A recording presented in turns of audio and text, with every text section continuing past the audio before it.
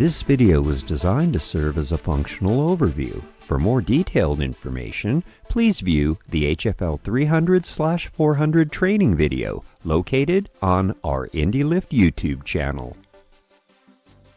While the assistance of a helper can be useful, the HFL home models are designed to be self-operated. Scoot yourself backwards onto the HFL's seat. Once fully seated in the center and to the rear of the seat, press the up button on the remote.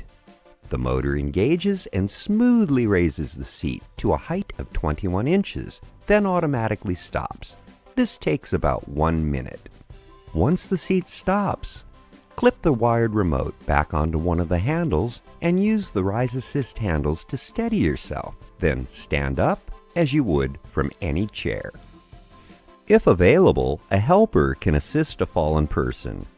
Raise the seat to a height of 6 to 8 inches before transporting it to the fallen person.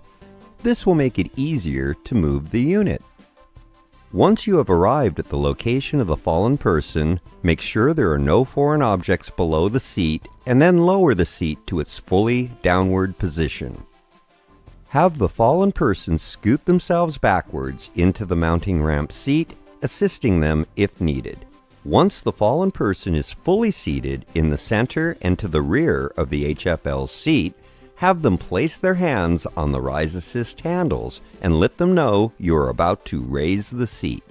When they're ready, press and hold the up button as indicated by the arrow on the wired remote. The seat will rise for approximately 1 minute, then automatically stop. When the HFL seat has stopped, allow the recovered person to catch their breath and rest if needed. Place the wired remote back on the HFL's upper transport handle and offer the recovered person your hand. When assisting a fallen person that has difficulty scooting backwards onto the mounting ramp seat, you can use this procedure to assist them onto the HFL. For this procedure, ensure that the seat is in the fully downward position. Then, remove one of the two Rise Assist handles by removing the locking pin, then lifting the handle upward. With the fallen person laying down on the floor, position the HFL behind them and position their legs as far forward as possible to form an L shape. Move the HFL to the fallen person and place the edge of the seat as close to the fallen person's buttocks as possible. Position yourself on the other side of the HFL seat and offer the fallen person your hand. Then gently tilt them up to a seated position on the center of the HFL seat. If needed, assist the person to be positioned in the center of the seat as far back on the seat as possible, with their back resting on the HFL's vertical frame. Replace the Rise Assist handle by lowering it back into position on the HFL, and remember to secure the handle to the HFL by replacing the locking pin. Have the fallen person place their hands on the Rise Assist handles and let them know you are about to raise the seat. When they're ready, press and hold the up button as indicated by the arrow on the wired remote. Once the fallen person has been recovered and is sitting on the HFL with the seat in its fully raised position, determine which side is preferred for the transfer and place the wheelchair near that side of the HFL. Before transferring anyone from the HFL to a wheelchair, ensure that the wheelchair's brakes are engaged.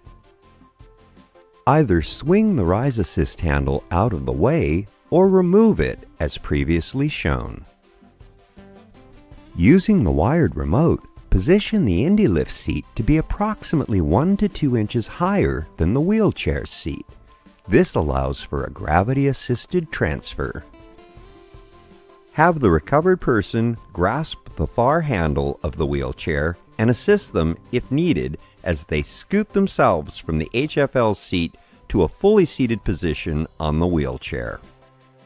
The -D disability models are identical to the HFL 300 and 400 with the inclusion of upper belt anchor points left and right and lower belt anchor points left and right located on either side of the HFL's column and 2 sets of belt assemblies.